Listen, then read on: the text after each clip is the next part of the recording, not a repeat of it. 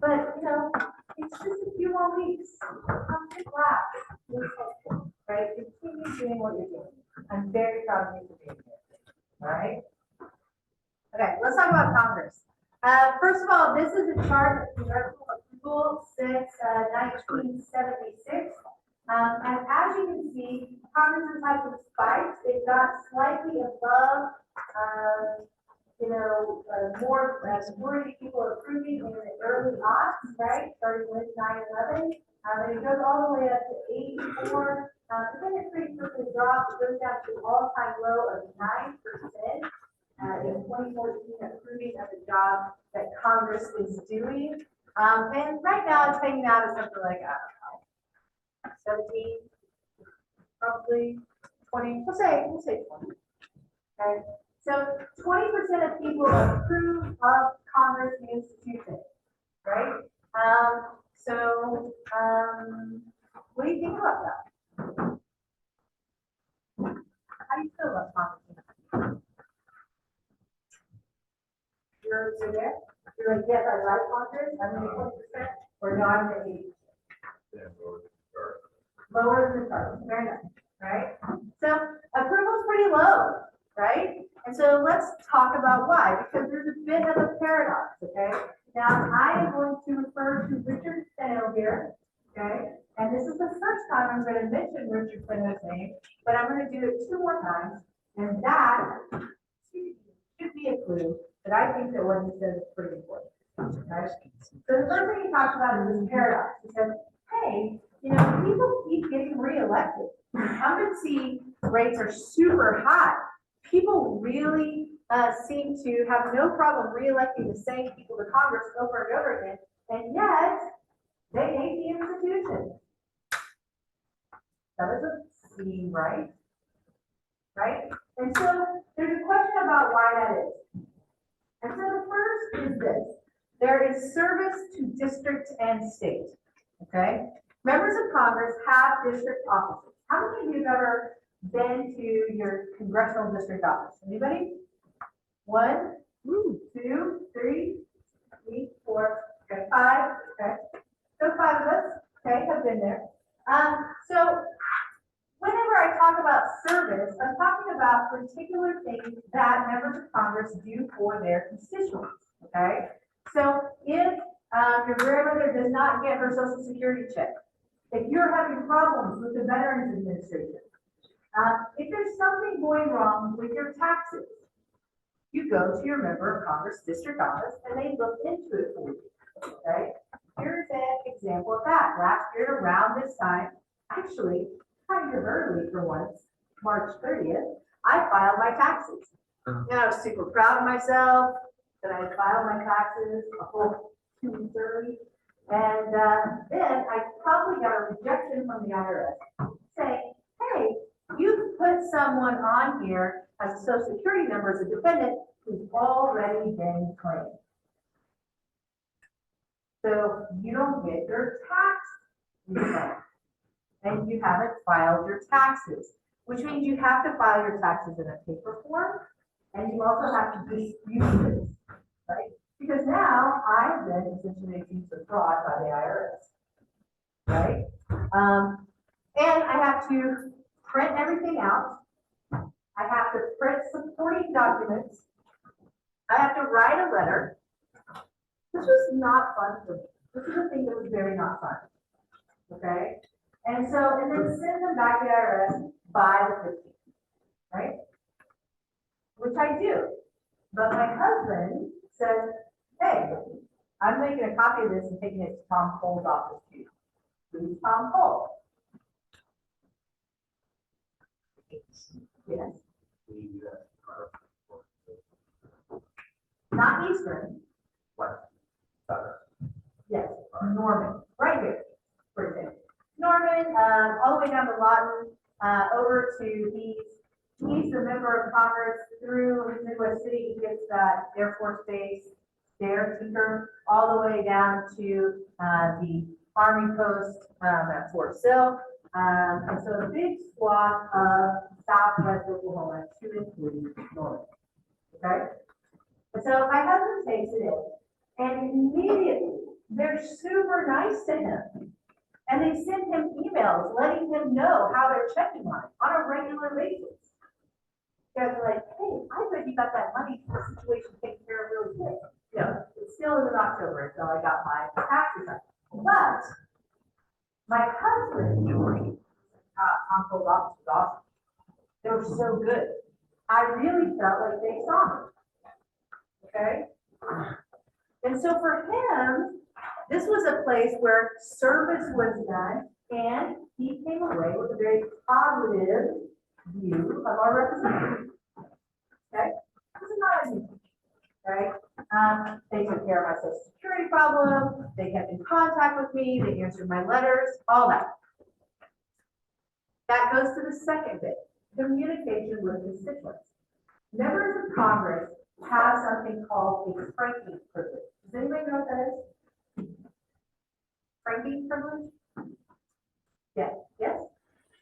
That would like send out, stipend, like send out mail. Yeah, but it's not even a stipend. It's completely free use of the mail. Completely free. You remember Congress would send you a letter every single day if they wanted to, right?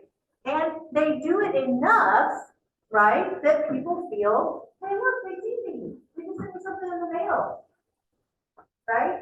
They also show up places. They go to, a veterans meeting. They show up at the opening of a road, a highway. They show up whenever there's a new development, okay? They communicate with their constituents, and so people start to build a personal bond. And part of that personal bond is just that they know his name or her name, right? Hey, Tom, he's a pretty good guy. Oh, I really like Sheila. She really looks out for us. Whether they do or not, whether they are or not. But our view is, this is my representative, therefore they must represent me. Kind of weird, but that's the way we see it. Okay?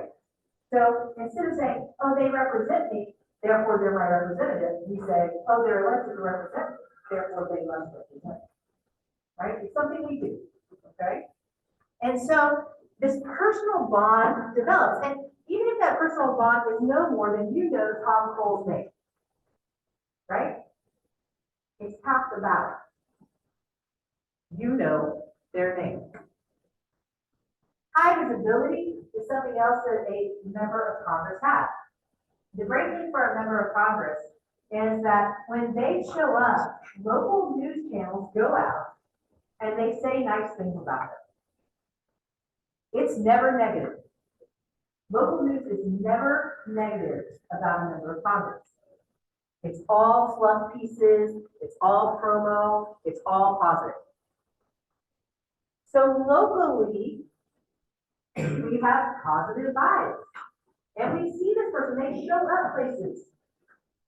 Okay? They show up places. And then, finally, they advertise, they credit claim, and they position themselves. And let's talk about that more thoroughly in a slide or two, okay? But these are all reasons why we like them. At the same time, we don't like our institutions because we expect them to have some answers to the nation's problems. And we expect them to do it in a way that is open and fair in terms of the policy process. Now, I want to tell you that their policy process is actually pretty open. And it has been since 1974, when there were a lot of sunshine laws passed, okay? Interestingly, as soon as we passed sunshine laws to see what Congress was doing, approval went way down. One of those things like, we like sausage, but we don't like to see it get made. Okay? And so it's actually a pretty open process, but in terms of fair, that's a different problem, right? But not only in terms of openness, when we look at it, we want it to be a certain thing. So the other problem is we don't actually even understand the process. It's not that it's not open. But it's not exactly fair, but it's not unfair either. It's biased according to who's in power, right? There's no question. Okay?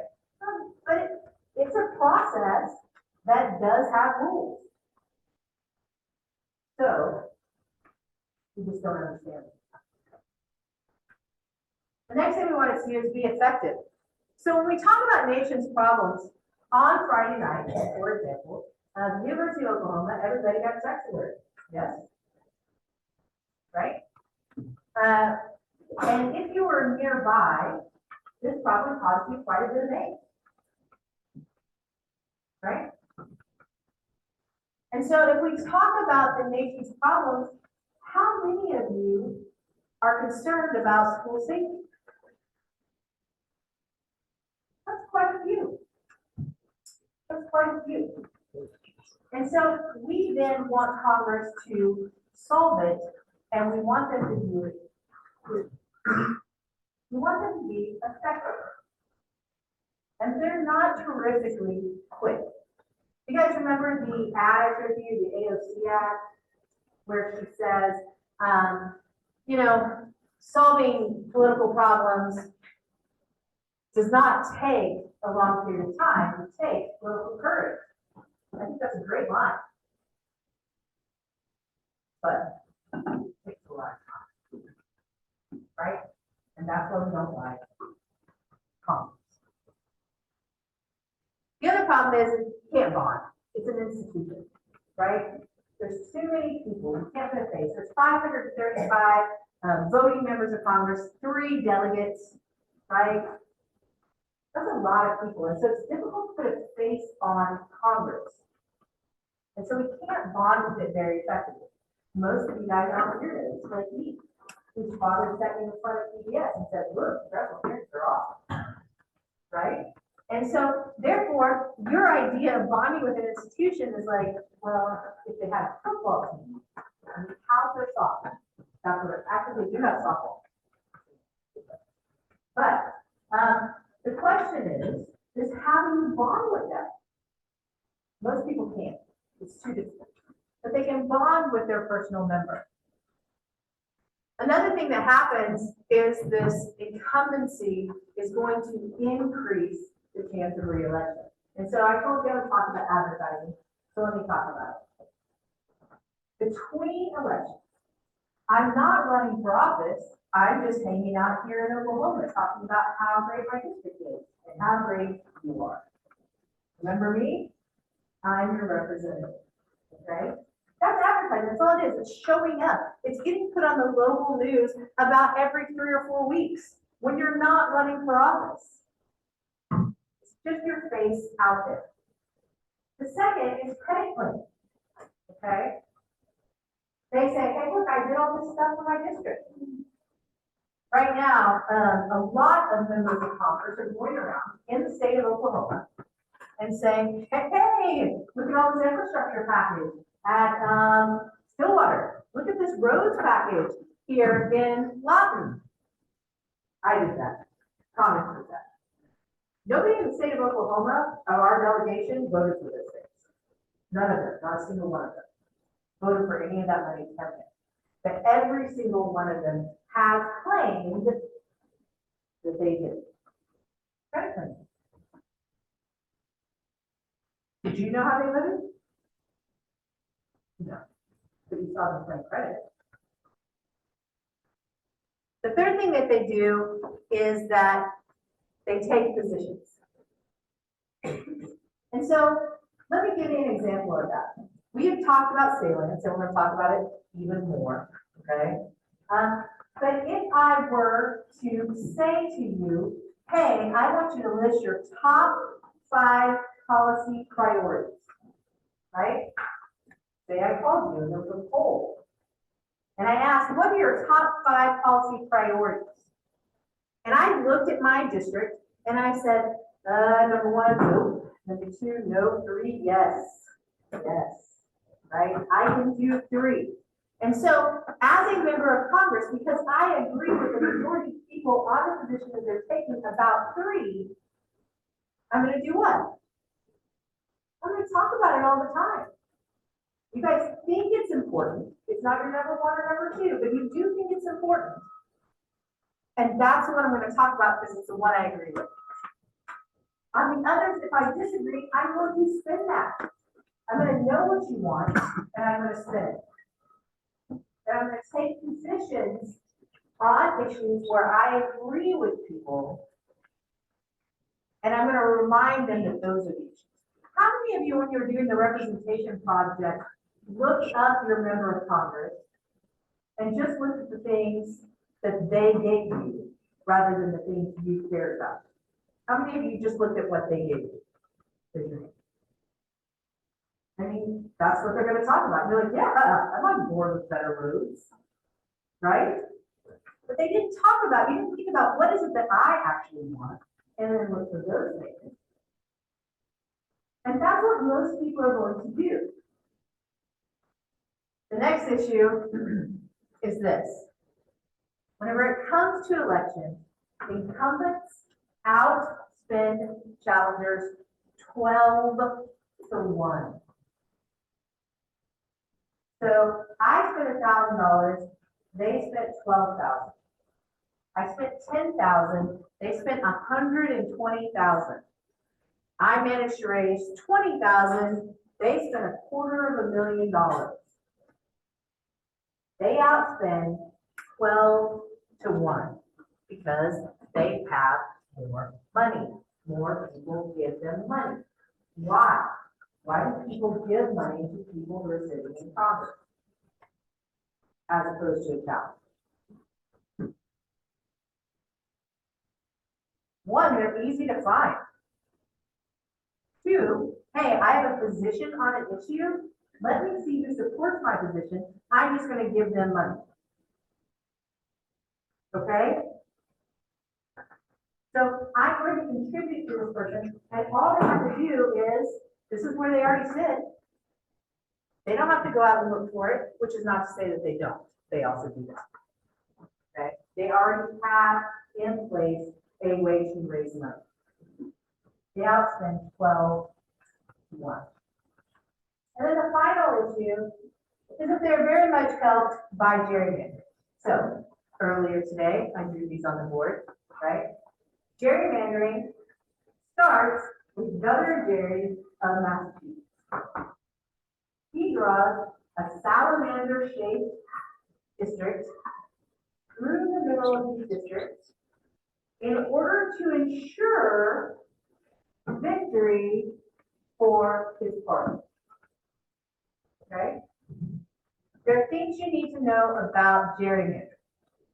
One, it has to be loosely related. You can't just go along a highway and connect two places. Okay? But other than that, as long as you do not gerrymander in order to exclude a disenfranchised group, then it's completely legal. The courts have repeatedly said that gerrymandering for partisan gain, totally fine. Okay? So, it's done in a couple of ways. If we look and we say this is a city, and this city has enough people in this city that they should have 3 representatives. Okay? Take, for example, Houston, which actually has more like 5. Okay? But let's take Houston. And we look at the city center and we say, okay, if we draw the districts like this, they're continuous, they make sense, then we know that people who are maybe from a disenfranchised group, particularly minority, ethnic minorities, if we do this, there's going to be representation here in District 1. And in District 2 and District 3, there's not going to be that same representation. This is called hack. Hacking all members of a group into a district in order to dilute any effect they might have on these other districts. Because, in fact, it's not where everybody lives. They also live here and here. Right? And so maybe 2 out of 3 of these districts should be represented by people who are representing these minority, ethnic minority groups, right? But the way this is drawn, this is diluted. This is a more severe example of this, and that's something that would actually be illegal. It's called cracking. So if we crack this, then none of these 3 are going to have representation that represents a very large portion that is a member of, that are ethnic minority members. Okay? Packing, cracking. Right? This is Oklahoma. All right? In Oklahoma, in 2018, the 5th congressional district, which looks kind of like this. Okay? Elected to Congress a Democrat. I heard the gas, right? I know, it's a shock, right? Tigger Hall was elected pretty moderate Democrat, much more of a blue dawn Democrat than a yellow dawn. But Tigger Horn's elected, and in 2018, this is what the district looks like. That district has now been redrawn. This section down here, this section comes down here, and there's been a rural section added over there, ensuring that what? No Democrat is elected. Right? So when we talk about representation, right? Gerrymandering is something that is done to help incumbents. This is better drawing over there.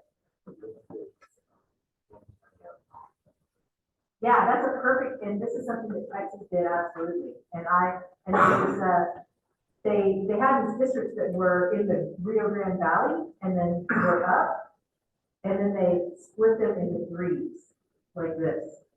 Right? That's whenever I was living in the valley too.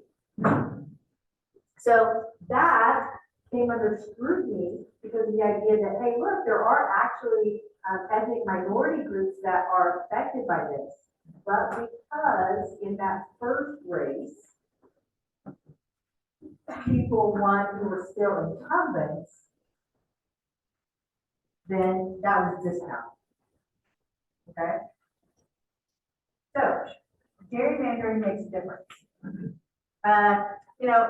And look, I want to be very clear. Republicans do it when they control the legislature in the state, and Democrats do it when they control the legislature in the state.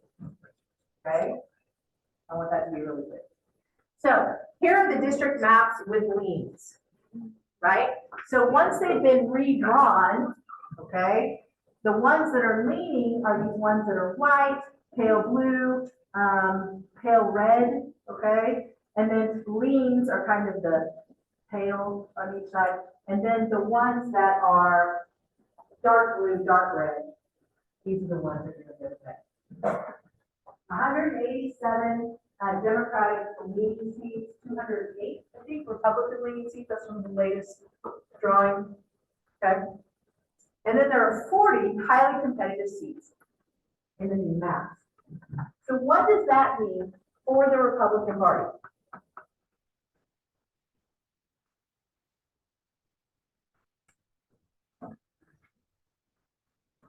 You can make a guess.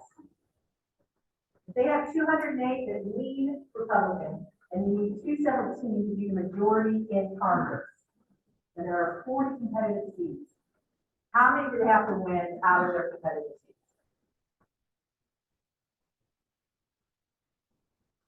10. And 1/4 of the competitive seats, right? Whereas Democrats have to win how many? You guys snap, huh? 1, 2. Republicans have to win 1/4, the Democrats have to win 3/4, yes, 3/4, excellent, excellent work. Okay, so what that means is it is actually much harder for Democrats to get a majority in the House, right? Okay, that's what it means. Right? They have to win more competitive seats by a lot, by 3 times as many than Republicans do. Now, when we talk about this, we can also talk about what the makeup is of the party in the United States. And what do we know? Are there that many more Republicans in the United States than there are Democrats? No, there aren't. And so that tells you a little bit about the way districts being drawn makes a difference in terms of outcomes for government. This is too small to read very well, but this is called an efficiency gap, okay? So dark red, darker blue, kind of medium blue, pale blue, medium red, pale pink, right? Okay, those are going to be spaces where there are efficiency gaps in terms of congressional representation. Calculation of lost votes and lost seats due to gerrymandering, right? And I have something up there from 2018 from, like I said, from 2018, 538. And I don't have another chart that's as good. And at the time, Texas was the most gerrymandered state, right? Republicans gained about 6 seats. Okay, that's a lot. That's more than the entire Oklahoma delegation. Okay, they gained 6 seats more than the population was registered as Democrat. Okay, makes sense? Since that time, the map is actually the most recent map, and Florida has become much more gerrymandered. You see, it's not even on this list from 2018, and so after 2020, Florida has a difference in about 7 seats that are, it has a 7-seat gain for Republicans.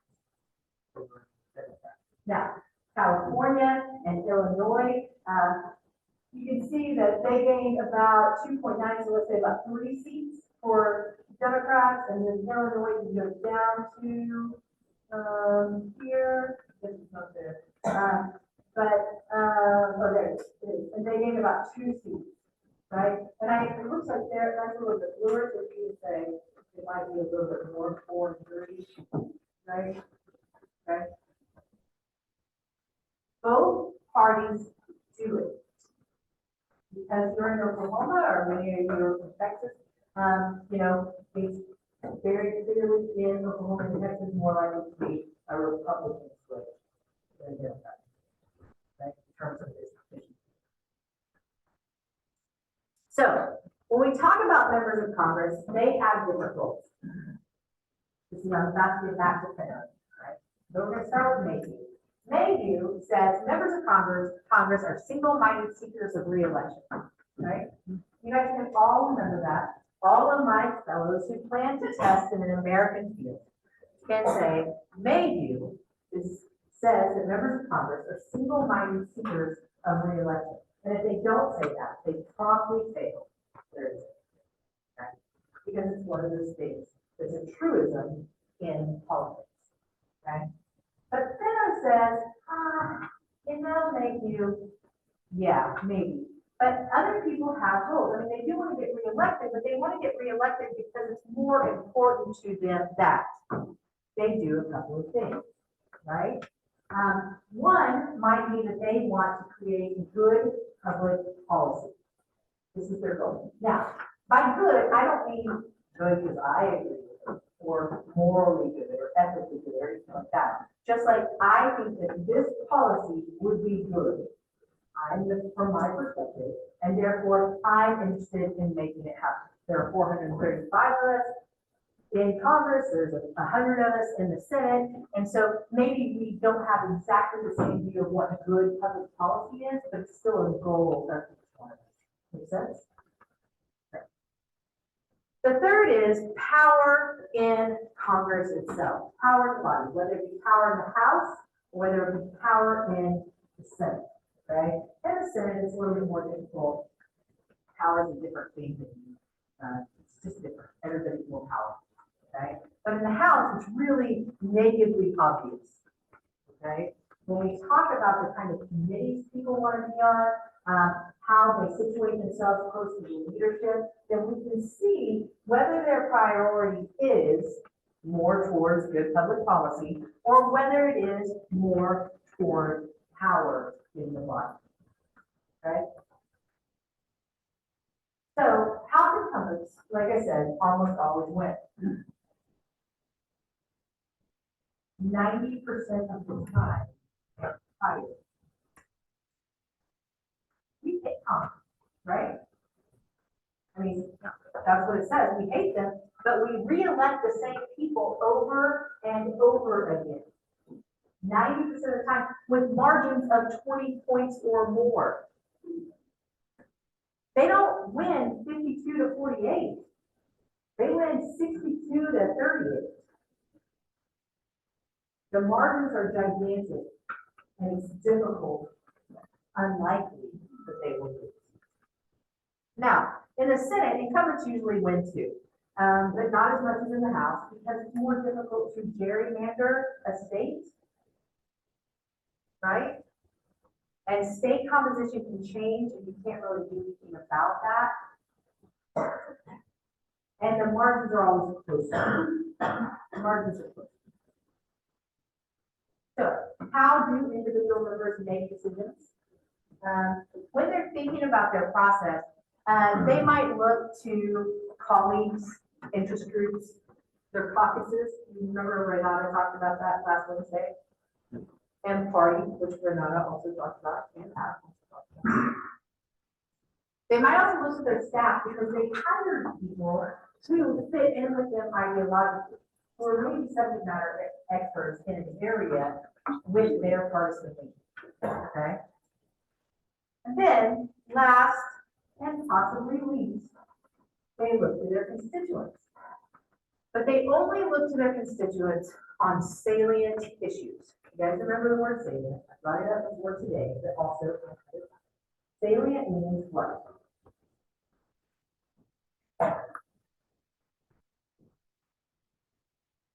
You know what the issue is, and you also care about it, okay?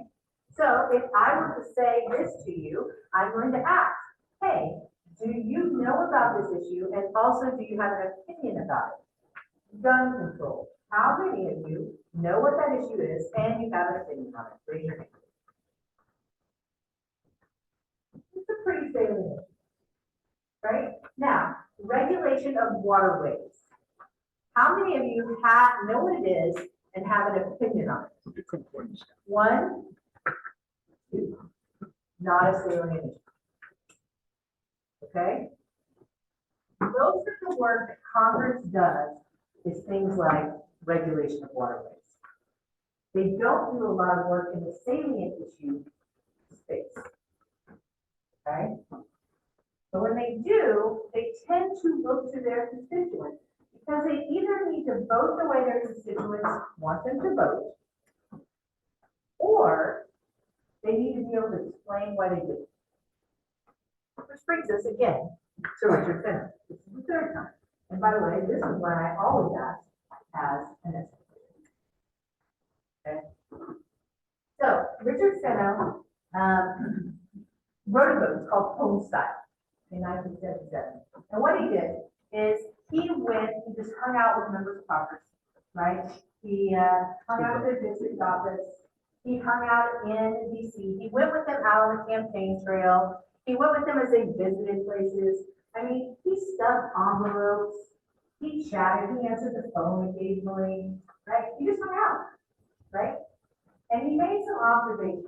And the first observation was this, that members of Congress represent the interests of their constituencies in a descending order.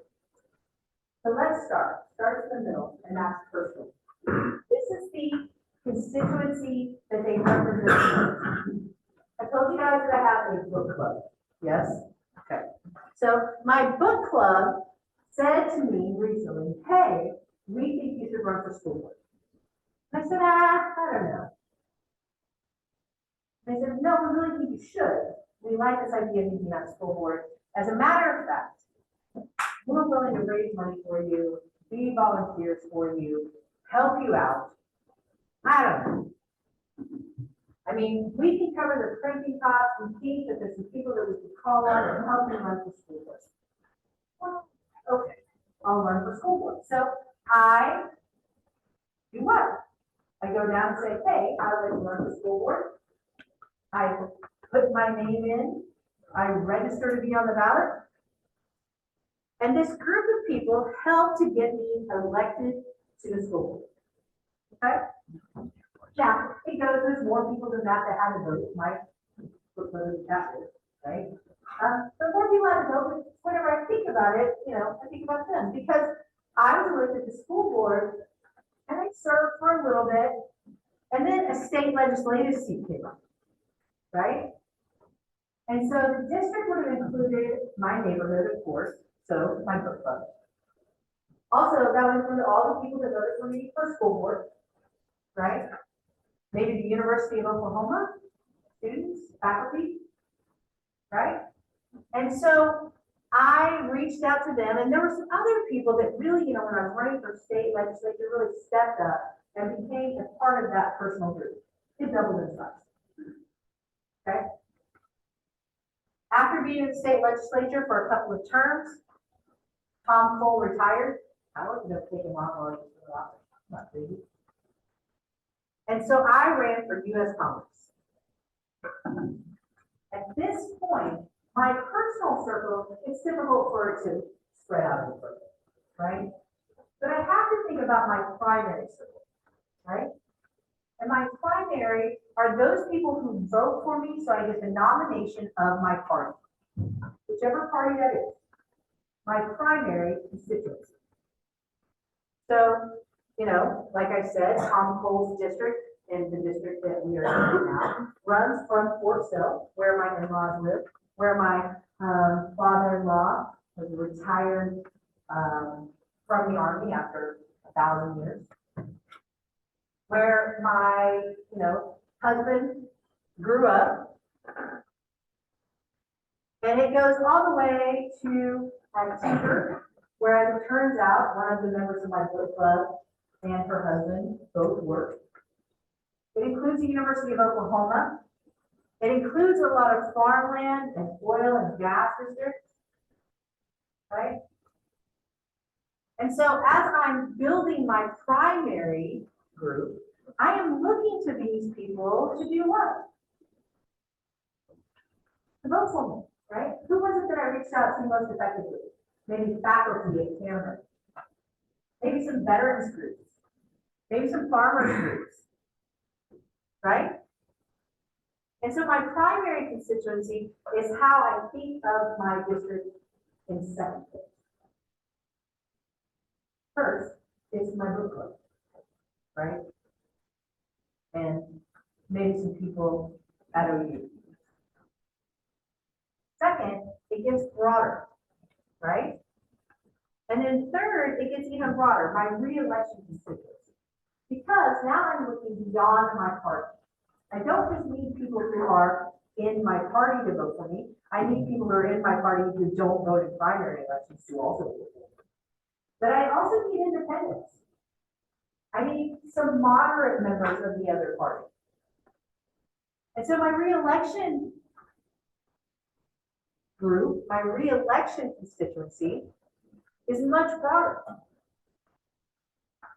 And then at that point, and I want this to be really clear, representatives don't then think of the rest of the people in their district.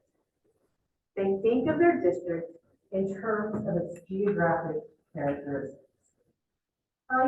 Farmland, oil and gas. I got a couple of military bases, a couple of universities. Those aren't people. That's how they describe and how they think about their district, right? So this representation is going to happen in that way.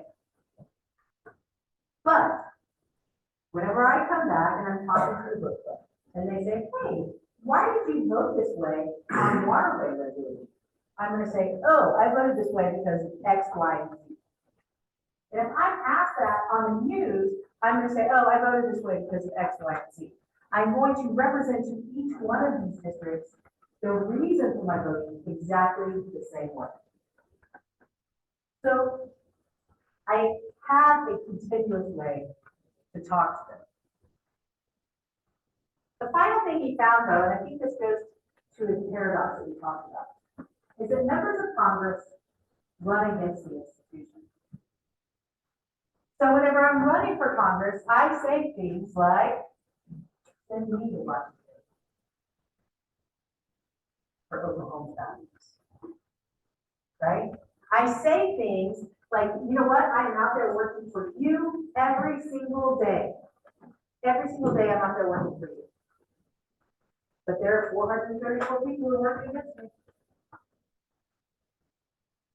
You know, obstructionist Congress, we can't get anything done because of all the difficult process. They run for Congress by running against the institution. Why do we think Congress is bad? Because our members of Congress tell us it is. So, how should an elected official represent? This is actually your opinion quiz for today. Okay. So let's talk about each one of them. A trustee, you guys have elected me, I'm a member of Congress. Okay.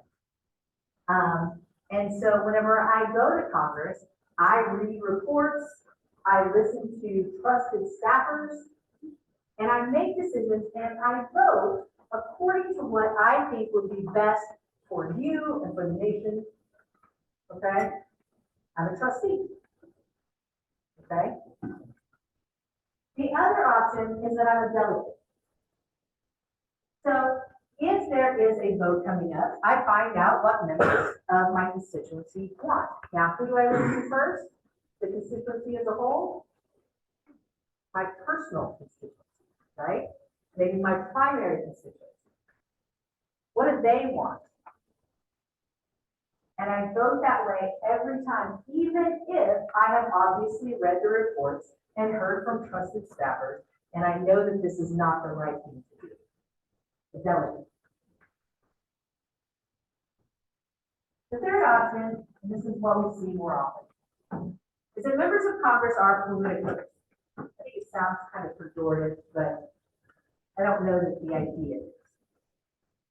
On salient issues, on issues that you have a very strong opinion about, whether that be school safety or abortion or gun control. When you have very strong and very clear opinions, I do what my constituents want. When you don't, because you don't know anything about the regulation or trade with Singapore, then I read the reports and I make the decision. Okay? So that's your quiz for today. It's under represent. And I'm going to show you a couple of quick slides, okay, that represent all caps R-E-S-E. So this is first. I talked about individual representation, but Congress also represents as a whole. Okay? And it either does so through descriptive representation or substantive representation. Pickett in 1969 looks at Congress and says, hey, the majority of the time, the majority of policies do what the majority of the people want. That's substantive representation. Okay? But it's not particularly descriptively representation. That's okay, as long as it's still substantively representative. Descriptively representative is whenever Congress as a whole looks like the people in terms of politically relevant characteristics. This is normal time when I was asking for some politically relevant characteristics. So can you give me any politically relevant characteristics of people?